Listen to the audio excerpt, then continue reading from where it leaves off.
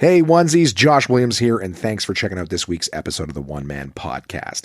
It's always free and available on iTunes, Apple Podcasts, Spotify, Google Play Music, and many more, as well as on the web at onemanpodcast.com. So please, whatever platform you're listening on, like and subscribe. While you're at it, give it a rating, leave a review.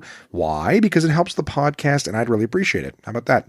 What about social media? Search One Man Podcast on Facebook, Twitter, Instagram, and YouTube to keep up with what's going on there. Get a little extra content for yourself.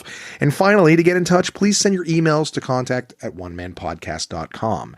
You send it, I read it on the podcast. That's the deal.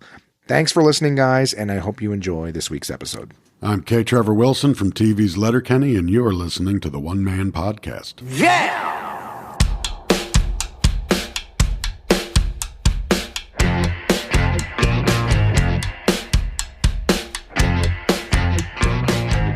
Hey, it's Josh Williams, and welcome to the One Man Podcast, episode number 116 for Wednesday, July 31st, 2019. How are you guys doing? How's it going, onesies? You guys have a good week? You got lots of fun stuff done? Since last I spoke to you, I'm sorry, my aligners are a little weird in my mouth right now. I rinsed with Paradex earlier, which is like I don't know what to call it. It's like a really, prescription sort of mouthwash.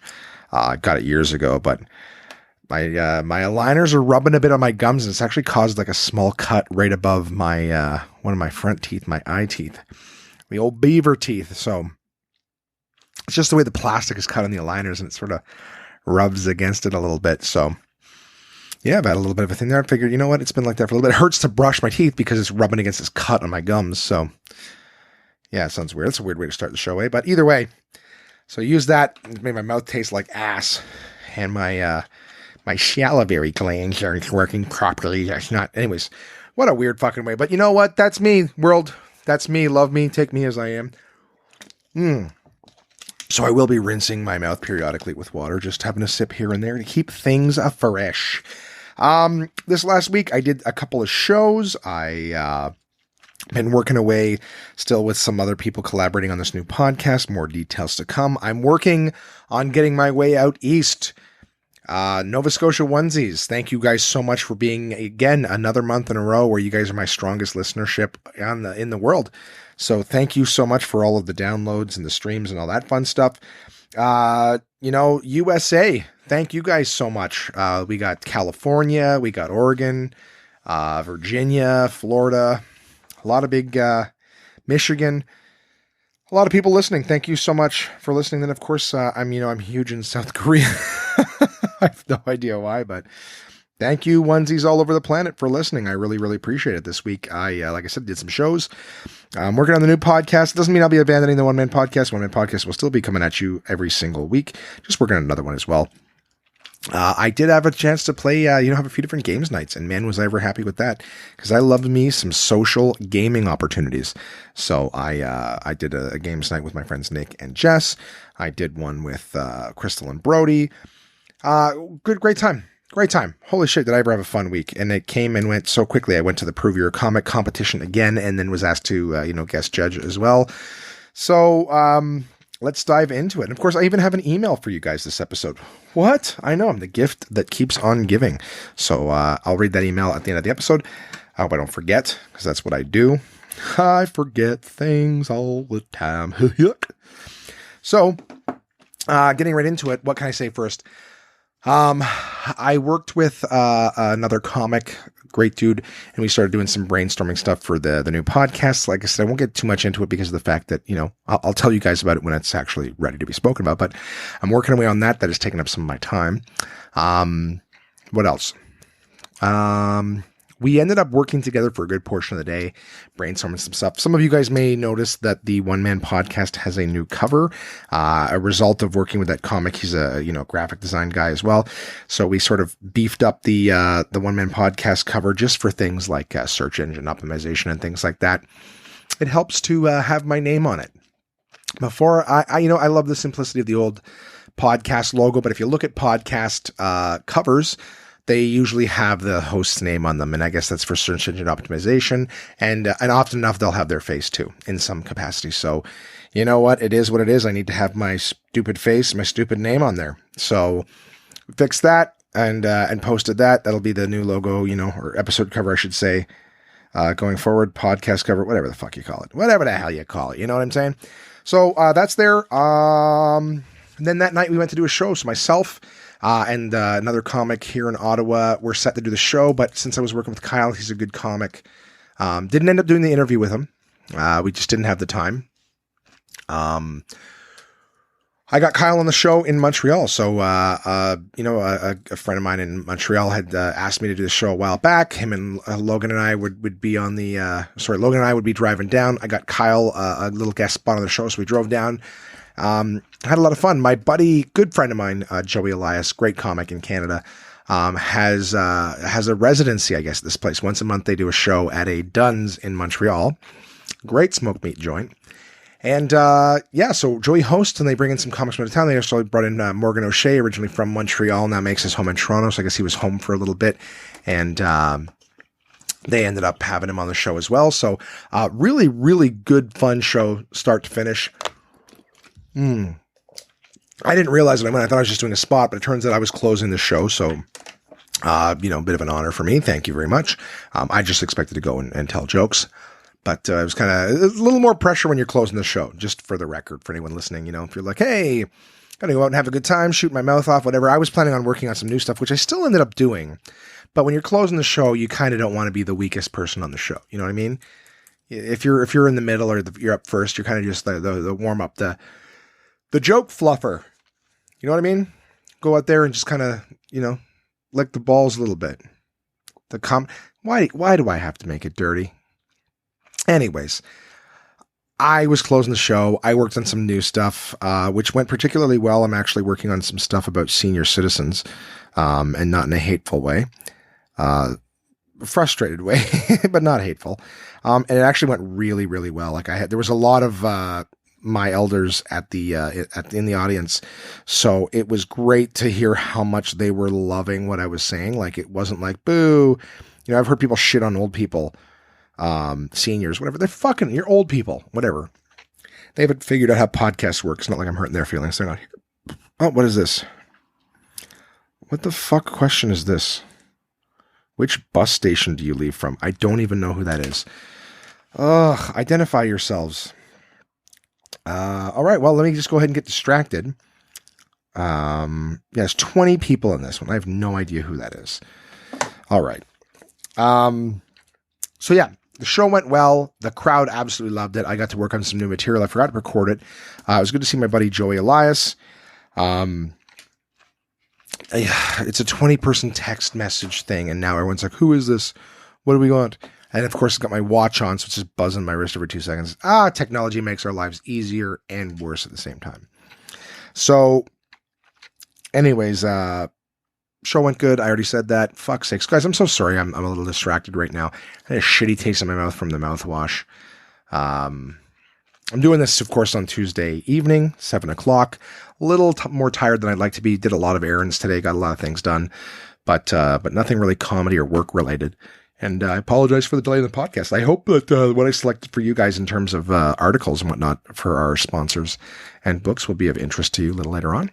But, yeah, I think let's push ahead. Okay.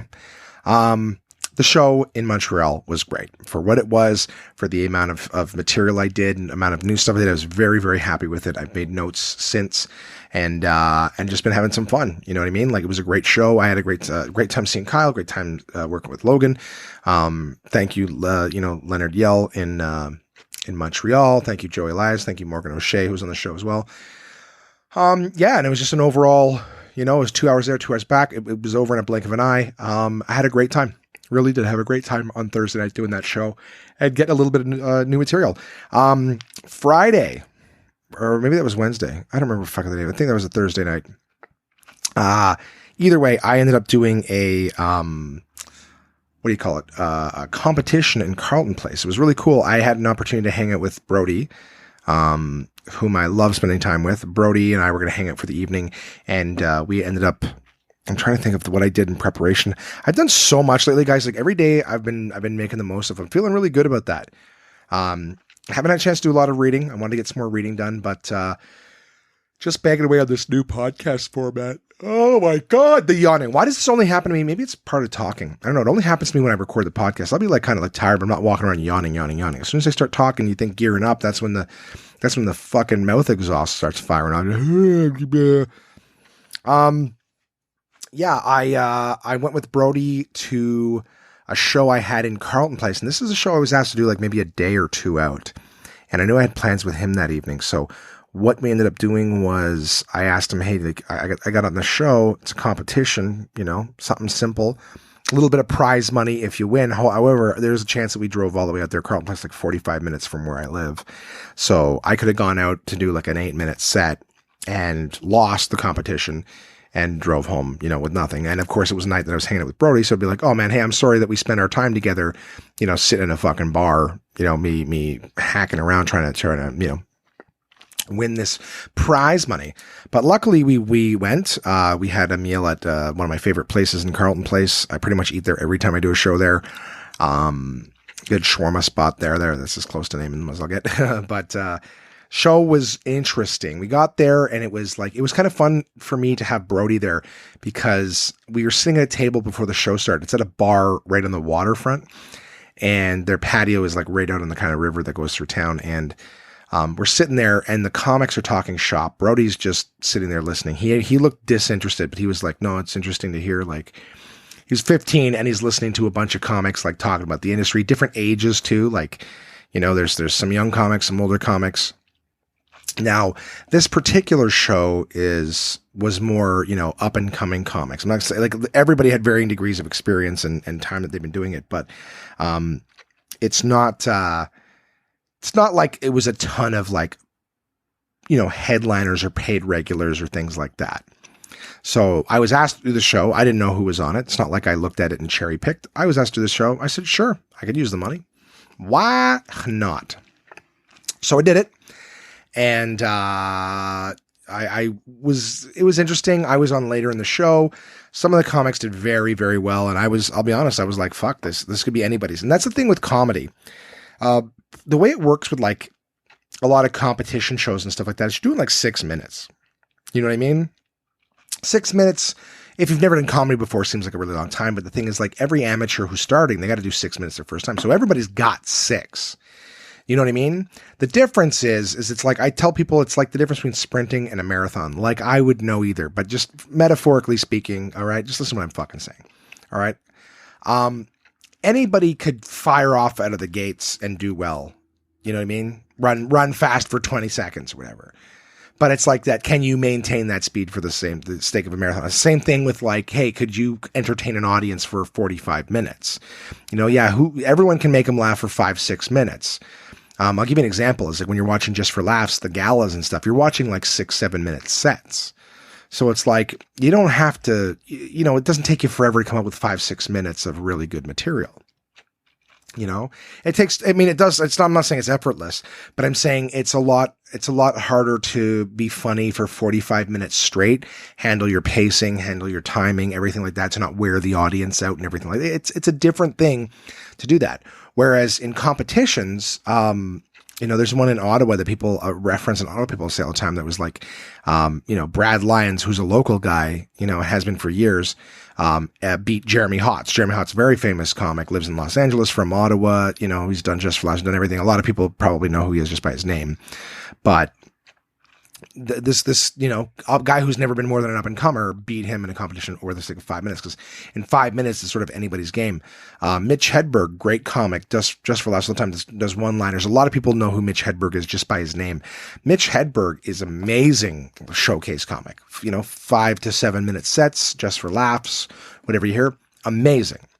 But when you listen to his comedy albums, there's a lot of lulls. You know what I mean? So it's like, it's one of those things where it's good to whittle down just a thing. It's almost like eating one Dorito. Have you ever eaten one Dorito on its own? It's like, oh, that's amazing. Another one, you're like, oh, these are delicious. 6, 7 in, you're like, this is disgusting. So anyways, that's all I'm trying to say, is that in terms of a small competition show where we're doing 6 to 7 minutes each, it's really not hard to lose to anybody. It's anybody's game, and everyone was doing well in the show. The crowd was a little fucked up. just because of the fact that the room is a bar, the serving staff and a lot of the patrons they're not used to comedy shows. They don't have a comedy club in town, so they're not like, oh, be quiet and listen. The sound in the place isn't great. That we had a microphone, but it really wasn't making that much of a difference. So at times the crowd would get so chatty you couldn't even hear what the comic was saying. And Brody was sitting in front of me, and I sat. Every time that would happen, I'd lean forward and I'd go. It was just me trying to teach him sort of what to look at comedy besides just the act. And I was saying, like, every time like a comic would say something and then the crowd would sort of break into little groups, start discussing, and then they would just all start talking. I'd lean forward and I go, look, everybody's talking. I go, everyone's talking. No one's listening to them anymore. The guy's lost control of the room. You know what I mean? So like, and then people would of course do well and they'd listen again and then they would break. So I just said, I go, the same thing could happen to me, but the whole idea is like, you got to be aware of it. So as a comic, he's just, the comic on stage just keeps talking. And I'm like, you got to recognize that no one's listening and figure it out. Just find a way to go up and back. You got to be a shepherd at this point, wrangle your cattle back in because they're not paying attention. They're going all over the place. So, anyways, my turn to go on stage. I go up. I try, this was my thing. I'm like, since I'm more experienced than a lot of the other people in the show, I go, it would be unfair to go and just, do my absolute best A material, the hits, if you will. So I'm like, you know what, that senior citizen joke worked really well last night. That's about the same amount of time I'm doing here. I'm going to go up and I'm going to do something, new. I'll do some new material and see, if it does well. If it does enough to, win, great. If not, at least I didn't go up there and just, unfair. It's like, you got a Pee-wee hockey tournament, which is a reference most of the world won't give a shit about. But, you got a sports tournament. All of a sudden you bring in a fucking professional and you go, oh, well, he scored more than the kids, so give him the prize. Like, oh, that's not fair. Anyways, I had a good time. I did win. I'm the funniest person. No, I was surprised and I was humbled to win. I gave Brody a little bit of the money too, just for spending his night with me. And then we went back to my place. We hung out, played some video games, passed out. Great time with that kid. I fucking love that kid. Amazing time. I did another sampling. Fine, nothing special. And then that evening, I went over to Crystal's and we had sort of a games night. So myself, Brody, Michaela was off having a sleepover or whatever. But we played some really fun games. I don't know if you guys give a shit about board games, but we played, what did we play? We played King of Tokyo, which is basically like Yahtzee with like an old Japanese, King Kong versus Godzilla sort of feel to it. Very fun game. Super fun, easy party game. We played, what else did we play? I brought a couple of them. Didn't get a chance to try them all. I don't know why I'm drawing blank. Oh, we played Northwind, from the people who made Settlers of Catan. It's like another sort of resource management game. And then finally we played a game called The Mind. And The Mind is a very interesting game. It's a card game. It's really easy to bust out at parties. Very hard to win. Super easy to learn. Super hard to master. But we did particularly good. Like really, really good. We had barbecue, everything like that. It was great. I had a great time. Had a very, very good time. I don't remember what the fuck I did with my Sunday. Oh yeah, my friends Nick and Jess came by. I was doing, I think I ran some errands. I went and had breakfast with my mom. Fuck me. I can't even believe I forgot about that. I recorded another podcast, with my friends, Chris Kingsbury. Jesus Christ, did I do a lot. I recorded a podcast with my buddy, Chris Kingsbury and Matthew Champ. They have a podcast called Daddy Issues. I will be featured in episode 4, I believe. So yeah, very excited about that. We recorded that on Sunday during the day. I went and had breakfast with my mom, and then we went and recorded Daddy Issues, like one of the longest ones, like 2-hour podcast. Chris is a father of 2. Matt is about to become a father really any day now. It's very, very interesting. And of course they had me on the episode as my experience being a kind of a stepdad, right? Brody and Michaela are not my biological children, but I've been with their mother, in a relationship on and off, of course, for a long time. And I've watched them grow up. I love those kids like they were my own. And I don't see them as much as I'd like to, but it was very kind of them to have me on their podcast and chat about sort of what it's like as my experience. So, Daddy Issues is episode number 4. I think it's called Daddy Issues with Champ and Kingsbury. Because that's the name, Matthew Champ, Chris Kingsbury. So check that out. I know that the episodes are available. There's a few episodes on the iTunes store already, Apple Podcasts. So be sure to check that out, guys. I'll let you know when my episode comes out, because I think they do one every 2 weeks. So it'll be, a week or two before my episode comes out. But I found it interesting. I actually told some stories on that I haven't told in this podcast. I know I tell you guys a lot of stories, and if they come to mind, I share them with you. But there's some on there that I wouldn't think to. Of course, at any point in time ever, if there's something that you guys want to know that I haven't told you, fucking email me. Contact at onemanpodcast.com. I'm happy to answer any questions that you may have. Yeah, we recorded the podcast. I brought my my podcast equipment so that those guys could see sort of how I do it. I've been doing this podcast for 2 years. They're relatively new. So just in terms of like my equipment and setup and things like that, they wanted to see that. So we recorded on my equipment. So just in case you happen to listen to a few episodes before you hear mine, just know my episodes' audio quality will be a little bit better. And of course, the guys are new. They're both dads. They don't have a ton of disposable income for all the fancy stuff, but they're working their way towards it. So just know that their episodes are getting better and better as they progress, but they're still worth listening to. Those guys are good dudes. Good dudes. I like them both very, very much. So yeah, I did that. I did the Montreal show. I did the Carlton Place show. Hung out with, Brody, Crystal. Nick and Jess came over Sunday. That was cool.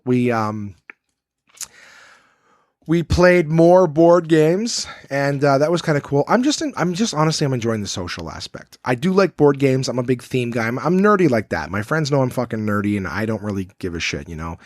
I like telling jokes. I like sitting around doing things social, and I like anything that involves your imagination or creativity. So Nick and Jess are both big like horror movie fans, and B horror movies and things like that, and I thoroughly enjoyed sharing a game that I bought a long time ago, and I've never had the opportunity to play because most of the people in the household, like, here's the thing, Kamar is not really interested in board games of any kind. Simon, you teach them to him, Simon's a good sport, but generally speaking, I think Simon and Jason both shy away from board games for the same reason, is that they're afraid to try to learn a new game. They're afraid that they won't get it and they'll look like the only person at the table who doesn't understand the game. Yeah, Jason, whatever. What can I say? Jason, he always wants to play board games when he's drunk. You try to teach him, he's like, nah, it's gonna be too complicated. So he convinces himself that stuff is hard to learn before he even tries. Kamar sat in on some games, some card games a while back, but I don't think Kamar wouldn't get them. I just don't think he doesn't care. So, but anyways, I bought a lot of these games because I'm like, I like the idea of them, but I can't get my roommates to play any of them with me. So, Jess and Nick are horror movie fans, and I have this game called Betrayal at House on the Hill. Very interesting concept. I would imagine some of my listeners, like Chris and my brother, already know this game, are very familiar with it. But for those of you who don't know, Betrayal at House on the Hill is an interesting game. You basically, I'm just hating myself for basically. So the idea of the game is it plays like an old sort of horror movie. You are in this house, and you're, however many people are playing, you're that many explorers, and you're wandering around discovering this house. The game plays where every time you walk into a new room, there's a stack of tiles, and every tile is a new room in the house. So, as you walk through a door, you pick a random tile, flip it over, and that's the room you're in. The rooms have sometimes events or items or omens or things like that in the room. And the first part of the game, you and the other players are just exploring this house, gathering things, gathering omens, finding out what's what and figuring out the layout of this house. And then at one point in the game, something called the haunt triggers, and that's the betrayal portion of the game, Betrayal at House on the Hill, is at some point in the game, randomly, somebody is going to become the betrayer. So when the game starts, none of the players know that they're the betrayer. Everyone's just wandering in the house. Then at one point, something happens, the haunt triggers.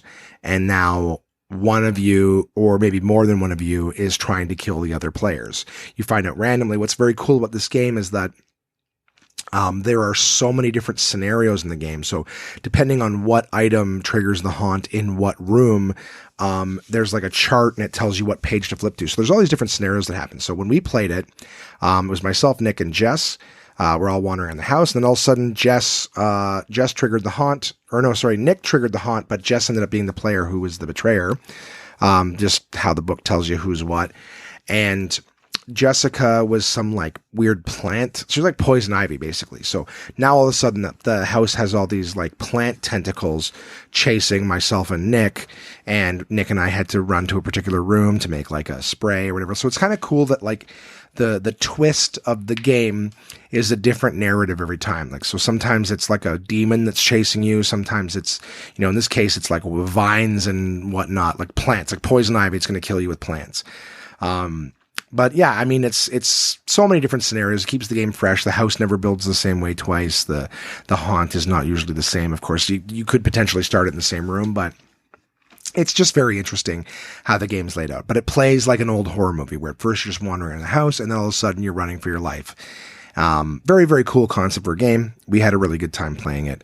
I'm glad to have finally had a chance to play the game because it's not cheap and I've had it for probably over a year with no one to play with. So very fun, very, very good time I had playing Betrayal at House on the Hill. And of course, Monday night I went to the Prove You're a Comic competition with my buddy Peter. Peter, a good friend of mine, decided to come with me to Absolute Comedy.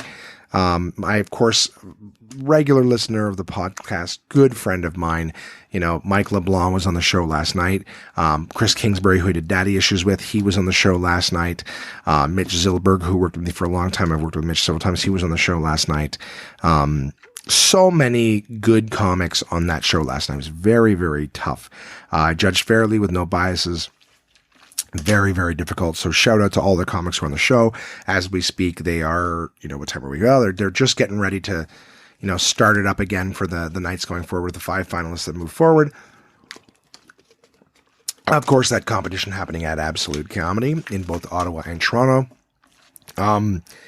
Yeah, it's a really good, really, really good time there. I'm going to be hosting the finals at Absolute Comedy in Toronto, so it's going to be interesting to see. I love seeing the new comics come up, but wow, like tough show last night. Like 9 comics competing, 5 moving forward. So hard to put a finger on how, who was the best or whatever. It was really hard to pick the 5 that would move forward. Of course, I was not the only judge. There was about 9 judges all said and done. The 5 of us plus the 2 comics who were headlining last week, plus 2 of the reps from the beer company from Steam Whistle. So yeah, it was a fun night. I had a good time, and then I got hung out with Nick and Jess and Mike after the show. We chatted, had a good time. I think we got to bed at like 2:30 in the morning. So we were out late, went to have pizza afterwards. Terrible for my health, but good times with good friends. Thoroughly enjoyed. Been chatting away here, guys. It's been a while, trying to keep things short, just keep things really interesting. Not a whole lot to tell you besides that. I don't have a story that comes to mind. I was going to go check out Once Upon a Time in Hollywood, but I'm waiting to go see it with somebody. So, yeah, I mean, that's the next big movie in the theater, so I'm looking for. There's some good horrors coming out. And then, oh, fuck. You know what? I am going to check right now is, come on, Cineplex. Free plug for them. That's how I use. That's the app I use to download. How do you buy your tickets, Josh? Yep, there you go. Once Upon a Time in Hollywood pops right up in my face. Where and when so Crawl is out now, guys. Movie about fucking tornado or whatever that has now playing. When is Scary Stories to Tell in the Dark coming out? Scary Stories, I've only talked about it a bunch, to tell in the dark. Scary Stories to Tell in the Dark. Trailer, yes. Horror, yes. Release date August 9th. Okay, it was originally was July, now they've pushed it back, I guess. Alright, so that's why I'm not saying that. That's the next one I want to see. Scary Stories to Tell in the August 9th, I'm going to be in Toronto. I'll wait then. Maybe I'll go see Crawl or something. I'm going to need something to do while I'm in Toronto. Yeah, so, okay. Well, there's a few movies out that I'd like to see. Once Upon a Time in Hollywood. Crawl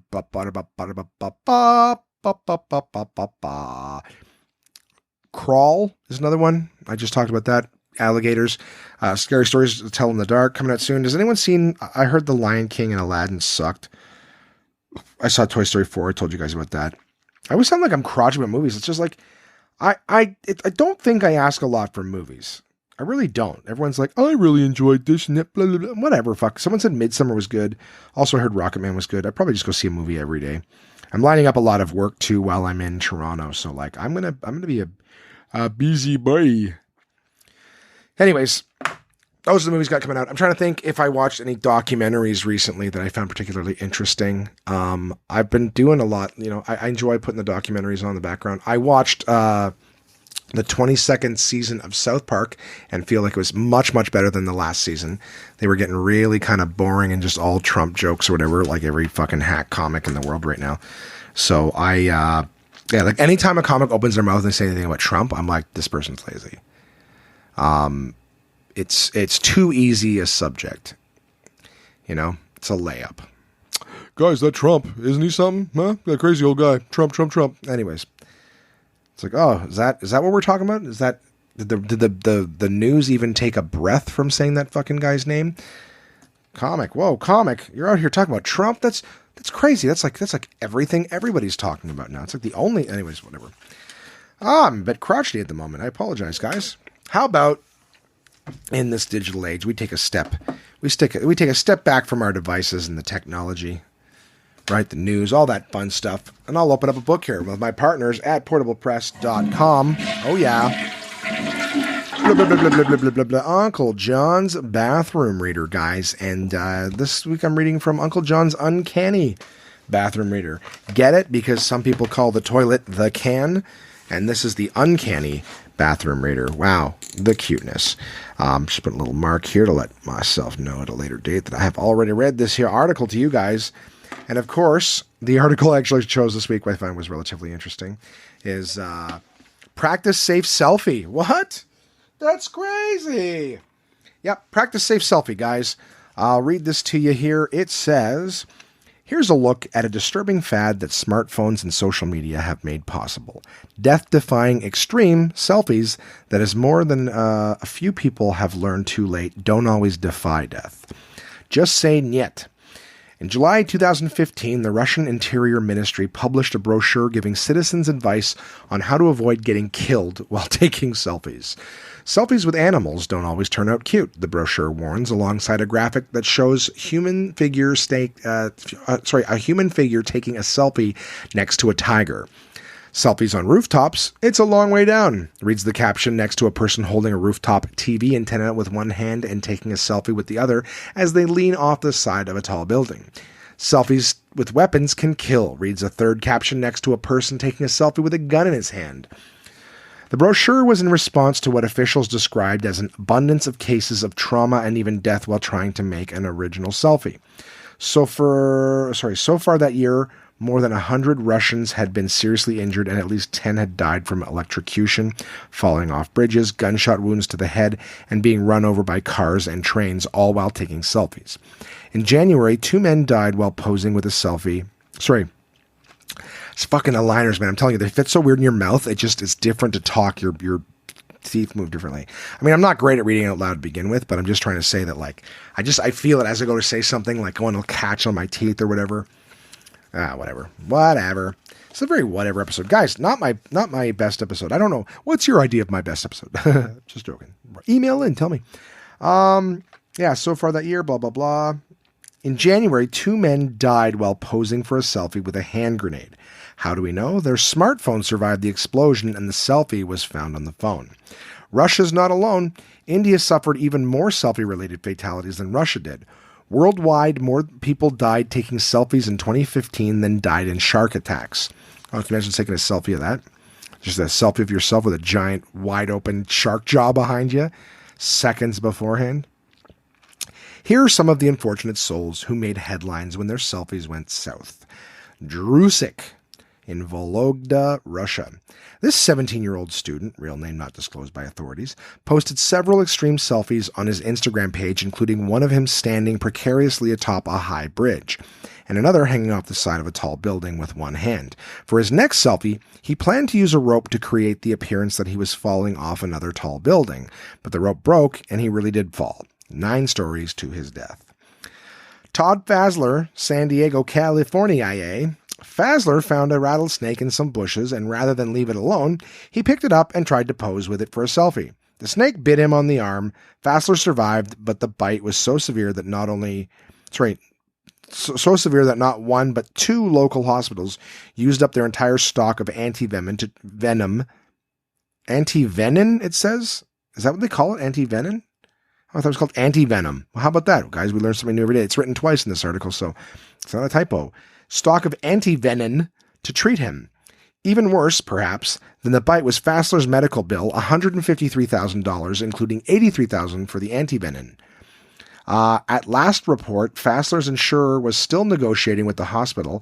No word on how much of the bill he'll have to pay out of his own pocket.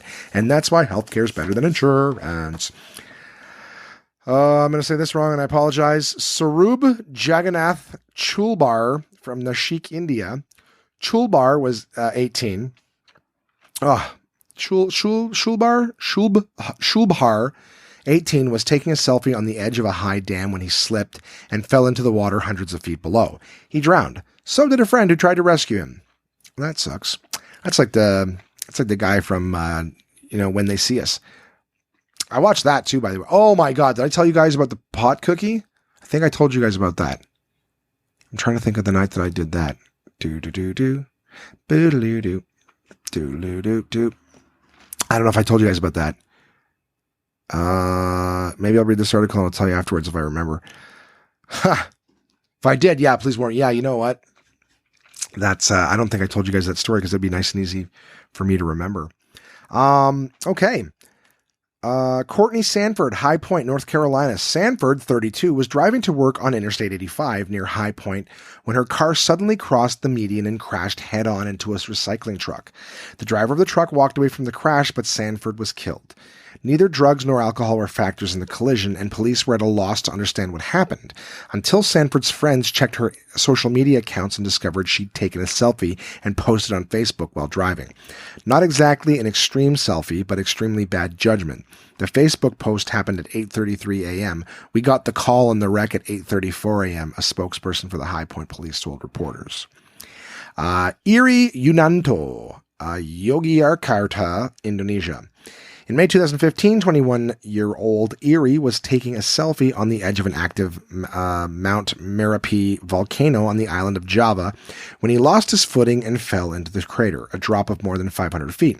A rescue crew wearing oxygen masks and fireproof coveralls recovered his body 3 days later. When the eruption of Japan's Mount Ontake volcano killed 57 people in November 2014, more than half of the victims were still clutching their smartphones when their bodies were recovered. David Gonzalez Lopez, just one David. David Gonzalez Lopez from Velasquila, Spain. Lopez, 33, tried to take a selfie during the running of the bulls in the town of Velasca de la Gosagra. When he didn't take the picture quite quickly enough, one of the bulls gored him to death. I'm gonna be honest. I'm not okay with that. You know, I'm okay with that. So cruel with those runnings of the bulls and everything like that, especially when you're like, not only are you guys all pricks that are hurting the bulls, but at the same time, you're trying to take a fucking selfie. This is me. Whatever. All death is tragic, but every now and again though that shit happens to animals, every now and again, the universe has got to take one of us out of the herd and the bill always comes due. Anyways. Dmitry Volodin from Irkutsk, Russia. Their places sound silly. Volodin's mistake was thinking a hibernating bear would remain in hibernation while he took a selfie next to it using the electronic flash. Since it was dark in the bear's den, the flash seems to have disturbed the bear, which thought it was being attacked and defended itself, Russian police spokesperson Gennady Maslov told reporters. Volodin was 27. In Colorado's Waterton Canyon recreation area near Denver, so many people posed for selfies with bears that officials closed the area to the public in 2015. It remains off limits until the bears were hibernating in their dens, where hopefully they would not be bothered. We've actually seen people using selfie sticks try to get as close as possible, said a spokesperson, sometimes within 10 feet of the wild bears. Yep, people are stupid. Running feet. older than you thought. The rubber band was invented in 1845. And finally, Pluto is 70% the size of our moon and has 5 moons of its own. And that, my friends, is my partners at portablepress.com. Uncle John's Fourth Bathroom Reader. This is Uncle John's Uncanny Bathroom Reader that I read that one from, their 29th edition. Very, very good books. Check out their stuff. They got a wide variety of things, and it is fun to sometimes just sit back, read a couple pages of info, let someone else do the research, and we get to just enjoy it on our own. My other partners, guys, Absolute Comedy, right now going through their Prove Your Comic competition. By the time this launches on Wednesday, you'll have one night in Ottawa, 2 nights in Toronto to find out the last of the preliminaries. But of course, next week will be the finals. I've got some friends who are in the finals here in Ottawa. Of course, my ass will be in Toronto. And I will be hosting the finals at Absolute Comedy in Toronto. Looking forward to seeing all the up and comers who are. I'll be there to announce the winner. One person is going to be a grand champion, and get a big boost up in their career. So I'm very excited for them. But yeah, check out absolutecomedy.ca for all the shows. They've got clubs in Ottawa, Toronto, and Kingston. So check out the website, see who's coming, and go out, get yourself some laughs. Absolute Comedy is the best live stand-up comedy from across North America, with locations in Kingston, Toronto, and Ottawa, Ontario. These comedians have been featured on Just for Laughs, Netflix, Comedy Central, CBC's The Debaters, Jimmy Kimmel Live, Conan, The Comedy Network, and much, much more. Go to absolutecomedy.ca to see this week's lineup. Planning a night out is easy with dinner and show packages available at all locations. Live comedy is a great choice if you're organizing a celebration, fundraiser, company outing, or corporate event. Want the show brought to you? They'll send comedians to your venue with performances tailored to your event, creating a night of laughs your guests will love and won't soon forget. So for showtimes, ticket prices, gift certificates, special shows, and more, head to absolutecomedy.ca. Again, that's absolutecomedy.ca for the best live stand-up comedy from across North America. And we're back. And did I forget anybody? Huh? Did I? Who of all my sponsors would I have left to say? It's almost like a thing now. Did I forget anybody? I didn't. I did. My partners at DK, Dorling Kindersley. All right, DK Books, guys. And this week, a nice, easy one. It's very, very cool. Listen, there's a documentary on Netflix, I believe it is, or maybe it's on Crave. Oh, did you hear that? Oh, yeah, I love that. I don't even open them up that wide when I'm looking at them, but I love the sound of a book. Like, that's the first time I laid it flat on the desk to look at it. I've been reading it in one hand, cradling the spine, but I just laid it flat, and you just hear the back crack on it. It's a bonny book. Anyways, guys, this, all right, DC Ultimate Character Guide, the new edition. There's a documentary on Netflix about, like, I think it's called The Wonder Woman or something like that, but it's about the guy and the girl that created Wonder Woman. Apparently the dude was like wicked into like, S&M or bondage and stuff like that, which is like why, Wonder Woman's got like those bracers on her hands. They were supposed to be like the shackles that she broke free from. And then she's got the rope, her truth rope, stuff like that. I mean, that's not in this book. I'm just saying, I've been watching all sorts of documentaries, and I'll absorb everything. With all the new DC stuff coming out, there's gonna be a new Suicide Squad movie soon, and all sorts of stuff. I think Aquaman just left theaters. There's some fun shit out there, and you know what? A lot of the DC characters you might not know that stuff about. So all I'm saying is, if you're a DC fan, guys, this is the book for you. All right, there's a lot of fucking DC characters. I'll tell you what, Black Adam. I'll bet you his ass is in here. Let's see if we can tell a little bit about Black Adam. Black Adam will be in the sequel to Shazam, and he will be played by Dwayne "The Rock" Johnson, right? But what do we know about Black Adam? I can tell you right now, I don't know anything about Black Adam. There's a Black Hand, a Black Lightning, okay? And there's a Black Adam. Guys, Black Adam is an immensely powerful being originally from ancient Egypt. Ooh. His nephew used to have the magic of the wizard Shazam until Black Adam stole it from him. Oh, thievery. As Kandak's monarch, no idea what that is, Black Adam tolerates no challenge to his authority. That's like Cartman. Respect my authority.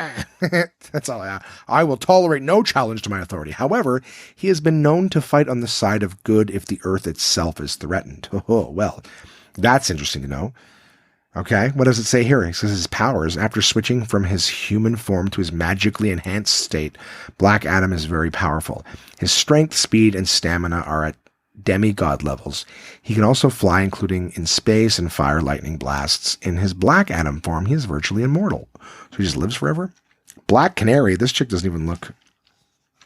She looks kind of like Jessica Jones. Ooh, and there's a picture of her with Batman. Interesting. Yeah, she looks cute. She looks kind of hot. She looks like a suicide chick. Well, maybe not that bad. So anyways, back to Black Adam. Sorry, the hot chick on the page to the right was a little bit distracting here. You never know. I never heard of her. Never heard of her. And this is the power of the voice. Black Canary, the power of the voice. Yeah, maybe I'll read hers next. But yeah, it just says some powers. All right, it says some vital stuff. One of the things I found out I find about DC characters is that their enemies are almost like the mirrored versions of themselves. You know what I mean? Like Batman's got some good enemies. So does, Superman. In fact, Superman's enemy is like the opposite of himself. Some dorky, bald corporate guy. Superman's got those big flowing locks that apparently you can't cut with a knife because they just break. The Man of Steel can't hurt him. Right? How does Superman shave? But, yeah, you got him with his hair, and then you got fucking powerless Lex Luthor. He's not a superhero. He's just a little corporate dick. Mortal. But yeah, like, Shazam has Black Adam, which is like the same shit in his power form. You got the Green Lantern, who's got Sinestro, who's just a different kind of lantern. It's like, why are the enemies always exactly the same? The closest Spider-Man came to that was like Venom, and it was like a symbiote. So it wasn't that they had the spider powers. It was that the symbiote sort of copied Spider-Man when it was on him because it was on him first. I'm getting really nerdy. Sorry about that, guys.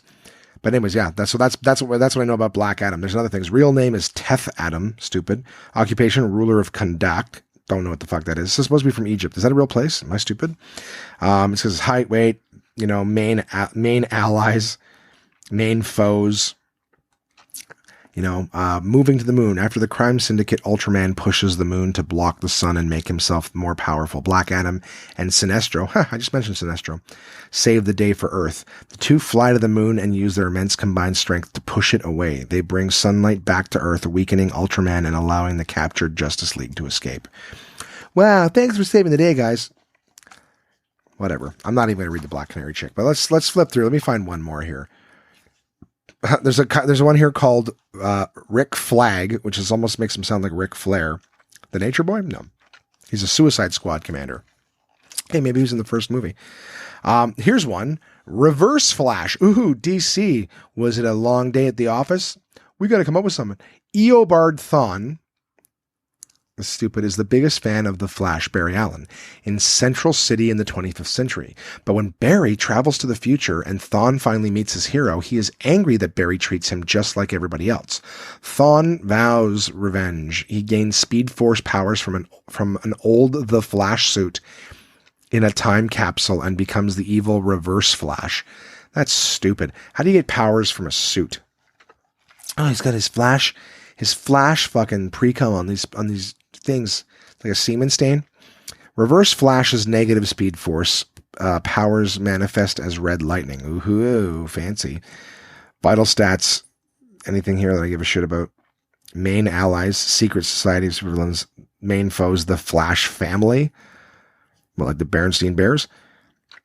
Reverse Flash versus Batman. All right, whatever. Here's the thing, guys. You all know through and through that I am not a fucking DC guy. Oh, look, there's Superboy and Supergirl. Super genders and super ageism. Whatever. Guys, it is a sick book. It does have, again, this is something that's really, really nice if you have, some kids that are into that stuff. If you know that they're into DC, you want to trick them into reading. This is a great thing. It doesn't go super in depth, but every character's here. Doomsday's here, right? He's the one who kills Superman. Spoiler alert, if you didn't know that. Elongated Man is like their version of Mr. Fantastic, right? You got the Flash, you got there's a lot of different ones here. Mr. Freeze, it's the chilling sound of your doom. Wait a second. Isn't Mr. Freeze? Oh yeah, that's Batman. So yeah, Poison Ivy. Of course he's in the DC book. Jesus Christ, Josh. I don't know what a lot of these are. Metron, Mr. Miracle, Mr. Freeze. It's the chilling sound. Ice to see you. Ah! Oh, man. Remember action movies with the stupid shit they had? Where the fuck's Poison Ivy? Let's see what she looks like in this. Let's see if they tell us anything. We all know about Poison Ivy, right? Real name, Uma Thurman. Oh, there she is. They've had better pictures of her. I'm not going to lie. She's looked really, maybe I'm just upset that they haven't overly objectified her in this. Good for you, DK. Moving forward. All right. After botanist Pamela Isley is doused in a plant serum she creates, she gains superpowers and turns into Poison Ivy. Ivy is an eco-terrorist who has control over plants and places their rights above those of humans. Ooh. Through her power, she's like PETA, but plants. Through her powers, she has a connection to the green, the elemental force connecting all plant life on the earth. For fuck's sakes. I never knew that. Didn't realize. It was like the force. She has a connection to the green. May the green be with you. Bloom. Powers. Ivy's exposure to her own plant serum makes her immune to all poisons and toxins. However, she can poison others with a touch. Ivy can also release chemicals that make people do as she wants, particularly men. Yeah, it's called pheromones. Every woman can. She can control plants, making them grow and twist rapidly to ensnare her opponents. Everyone loves Ivy. Ivy decides that the world would be a better place if she controlled it, so she puts a potion in the plants that people eat. Soon she controls everyone on the planet, and the only ones immune to her charm are Catwoman and Batman, who have taken an antidote. Batman manages to release Ivy's close friend, Harley Quinn, who makes Ivy see reason. Yeah. All right, guys, DC Ultimate Character Guide. It's the ultimate character guide. All right? Ultimate. So if you want to know anything about any of the characters in the DC universe, pick it up. Good book for the kids. Simple read. Every page is a different character, so it's not like it's not a huge encyclopedia. Okay, it's just a character guide. Gives you nice, quick little broad strokes. If you're a fan, you want your kids to read. Great book, great choice. DK.com/CA in Canada, just DK.com in the States, or DK Books anywhere else in the world. DC Ultimate Character Guide, guys. I will try to tell you this pot cookie story. I can't remember what day it was. I may have told you already. If I did, then just fucking skip ahead. Live your life, no harm, no foul. Otherwise, I told you guys I took a CBD oil and I found it to be, a little calming, felt good. Basically just not in pain.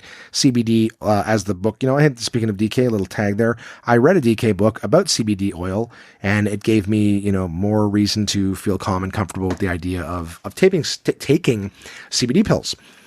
Because of the fact that I'm like, okay, it's supposed to be all the, the painkiller without the high. I don't like the high of pot. I really don't like the high of pot. And a comic came by the house real quick to pick something up. And he's like, hey, man, do you like edibles? And I'm like, well, not really. Last time I had a pot brownie, I was tripping balls in the middle of January walking around my neighborhood. My dad gave it to me. My dad gave my mom one. She seemed fine. My mom was not a drug person at all.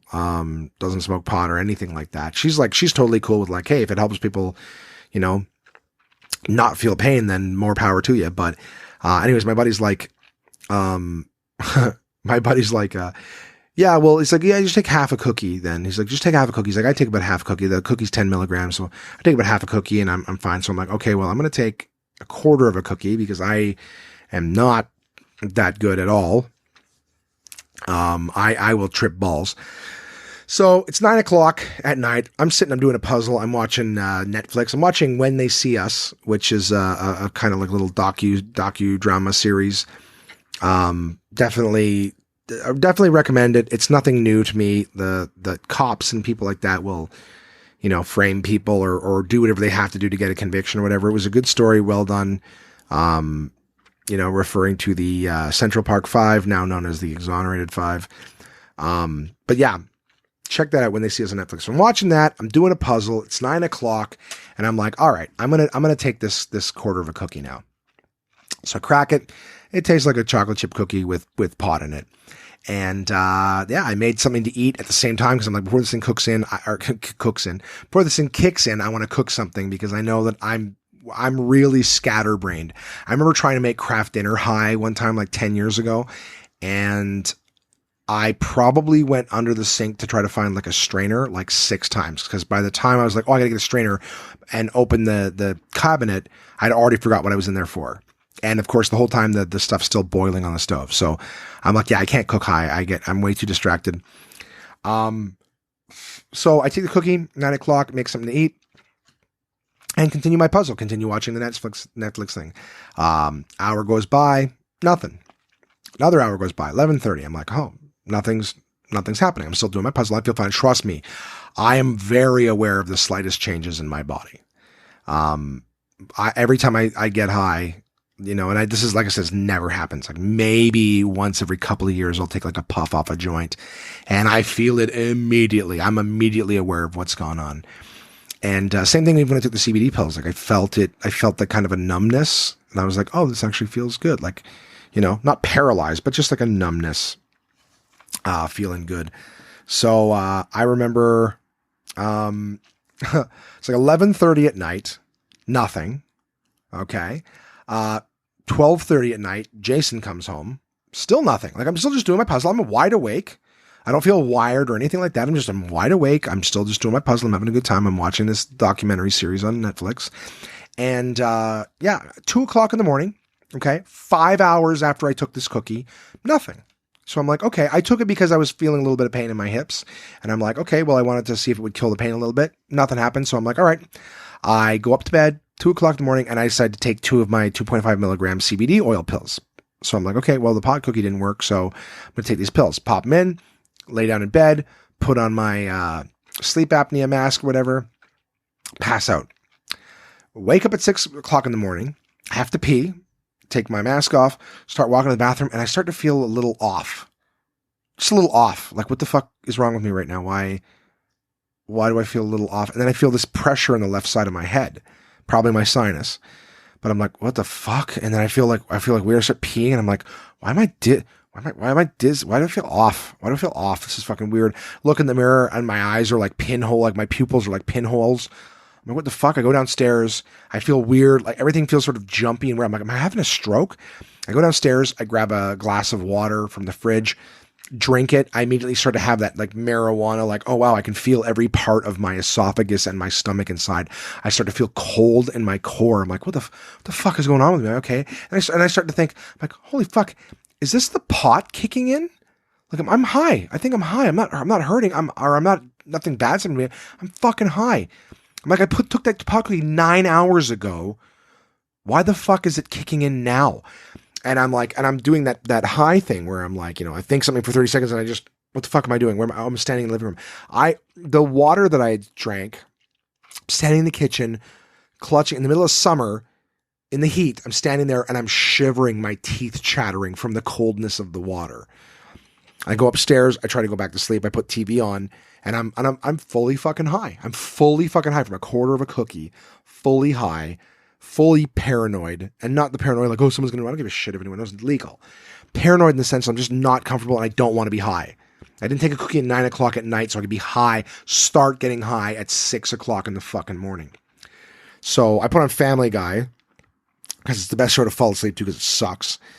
But of course, Family Guy can be really weird and stupid at sometimes. Well, of course, the weirdest shit going on is happening on the episode. So I'm tripping out. I'm having a bad trip from a quarter of a fucking weed cookie. And I told the guy who gave it to me that, saying, what the fuck is with your cookie? I believe this was Wednesday night because I was it was Wednesday night. It was the night before I went to Montreal because I gave Kyle the other 3/4 of the cookie. He ate it on the way home. He ate it at the show after after his spot. He ate it. And the whole way back for like the next 3 hours, he didn't feel anything. I talked to him the next day. I go, did yours kick in 9 hours later? He's like, no, I don't think I got high at all. He ate 3 times the amount I did. Nothing happened to him. I got high. I mean, I didn't get crazy high, but I got full on high and was not comfortable with it. So again, edibles still not for me. But that's the pot story. So there you go.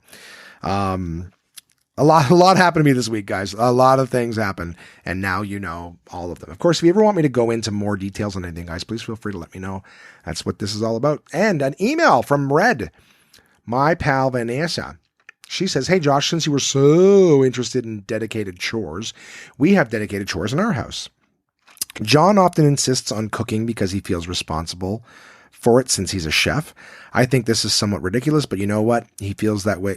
He feels the way he feels, and it's whatever. I hope when I come see you guys next month that he will cook for me. Minimum of twice, John. Minimum of twice. He feels the way he feels and whatever. So he cooks, and because he insists on cooking, he has to clean because he cooks like a chef and makes a big mess. Yeah, I totally get it. My roommate did that too. This kind of works because if he makes a big mess, he has to clean it. I will usually help a bit by emptying the dishwasher or pick up the table. I assume that means like clearing the table. Come on, scroll. Don't highlight stuff. Blah, blah, blah, blah. But in return, I do the laundry, all of our laundry, including my husband's work clothes. Also getting stains out of clothes and folding. I put away my son's clothes, but my husband puts away his own clothes since I help put away the dishes. But we have also decided that cleaning the house is one of those things that is worth it to us to hire a cleaning person. So we have someone who comes bi-weekly and mops the floors, cleans the surfaces in the kitchen and the bathrooms. To us, it's the best money spent, as it leaves a lot more time for us to enjoy our lives, worth every penny. Thanks, Red, for the email. I would even ask, how much does that cost? I know asking prices of stuff is, I don't know if it's personal. It's not personal to me. I'm a fucking open book, man. People can ask me stuff. I will tell you. I will answer your questions. People ask me questions all the time. Like, is it okay if I'm like, I don't care. You know what it is? It's because it's a golden rule thing for me. Not to completely shift gears. I want to know what you pay for the cleaning person. You don't have to tell me, you don't have to email it in if you want to tell me personally, but don't want to tell the podcast, whatever it is. Or if you just don't want to tell me, it's fine. But you know what? I ask a lot of questions. People are like, oh, that's not okay to ask. I'm like, listen, there's no question. You know how people say there's no such thing as a stupid question? I don't think that there's anything wrong with asking. I don't think there's anything wrong with saying, you know what, I'm not comfortable sharing. I think that's okay. But some people act like you're an asshole for asking. This happens to me a lot. I had a conversation with someone recently where someone got mad at someone for asking a question. And I was like, you know what? I empathize with that person only because I know that I'm capable of asking that question in a context too. So the person misunderstood what I was saying. They thought I was defending that particular person. The person who asked the question is known as someone who likes to stir the pot. And I was just trying to say that, you know what? I think that there's scenarios where I'm capable of asking the wrong question at the wrong time, but I think it's just because I'm curious, I'm trying to learn the world. I'm trying to learn things. And, I just, every now and again, like I'm insatiably curious. I want to know things, and it's not because I'm like, oh, how much money do you make or whatever it is. It's more of the whole like, oh, what does house cleaning cost? Like, I just assume, hey, having a maid is expensive. I'm not a rich person. I can't have a maid, but you don't have to have a maid. You could have someone who comes by and cleans your house once every 2 weeks. And I'm like, oh, what would that cost? $500? I'm like, well, I think I'd rather clean my own bathroom for $500. I know it's not that much. But it's just one of those things. So maybe there's a lot of people out there. It's like, hey, I don't want to do it. I do not want to clean my bathroom. So, someone else can come and clean the surfaces and clean the sinks and the bathrooms and mop the floors. Yeah, fuck that. So I find that fascinating, Red. And if you don't mind telling me, that'd be great. And I will come and I will judge how clean your house is, when I come stay with you. But looking forward to it. Nova Scotia onesies. I am in talks right now about getting a booking out there. So I can't wait to come see you. And I hope all of you that are listening will come and be a part of the show that I'm at, get a chance to meet me. I would love to meet you and just get to know you guys a little bit. Of course, if any of you guys want to email me, when I come, I will let you know. And I want to know, because I went to the East Coast with Crystal. I think we were there in like July or August. And people are telling us the water gets warm like in the fall, like once the summer's kind of, it starts to get warm. So I would love for you onesies to email me, contact@onemanpodcast.com, and tell me where should I go and see. I believe I'll be in the Halifax, Dartmouth area. So I'd love to know where I should go and see. Like, I really, really want to see the Cabot Trail. Really want to see it. I only got to see it for a little bit, and then the last half was dark. So I'd really love to come back and see it and whatnot. So but that's also 5 hours away from Halifax. That's like saying, oh, you're going to Ottawa, you're going to visit Toronto while you're there. Like, it's different. There's also like, yeah, I just love to know the whole Nova Scotia, man. Like, tell me what's there. Maybe I can, spend an extra day or so on the back end to check it out. But, I'm working on that, and I will tell you guys about that when I have it coming up this week. Not a whole heck of a lot. I'm actually doing some activations this weekend that I'm excited about. Just doing some fun little, I can't say the name of the company yet, but just a fun little candy company that I'm going to be doing something for. And, who knows, maybe it'll be a blast or maybe it'll suck. You'll find out next week. And then on Sunday, I will be at Yuck Yucks doing a show called Trevor's Pad. My buddy Trevor Thompson, who I just did an interview with, he's hosting a show that he does once a month called Trevor's Pad and has asked me to do a spot on it. I'm looking forward to it. I haven't been to Yuck Yucks in a long time, so I'm looking forward to getting on that stage again. And that's kind of all I've got going on in the week. My week always fills up. There'll be stories for you guys. I know that next week I leave for Toronto, so I'll only be home for another few days before it's time to be in Toronto for 2 weeks. But in Toronto, I'm going to be seeing my pal Red. She'll probably end up co-hosting an episode of the podcast with me. I'm going to be seeing my buddy Cam, who's in the Niagara area. My friend Peter is actually going to be in Toronto visiting some of his people, so we're going to try to get together and hang out in Toronto. It's a little change of scenery for me and my buddy Pete. But in the meantime, guys, I hope you have a great week. I hope you have a good time in your own lives. Just send some shit into me. Let me know about your pot experiences. Did you guys have any fucking bad trips doing edibles? Is anyone here doing CBD oil because they can't handle the regular pot stuff? I just want to know how that stuff works for you guys. Or is anyone doing anything else? Any other kinds of like painkillers or anything like that? I like the idea that the CBD oil is like not hard on your liver or whatever. So at least from what I know, I'm sure it'll come out next, 2 years from now and it'll be like, it's actually 10 times worse, says new study by scientist Mick bought and paid for. Anyways, you guys have a great week. Don't work too hard. And I look forward to talking to you again very, very soon. Take care.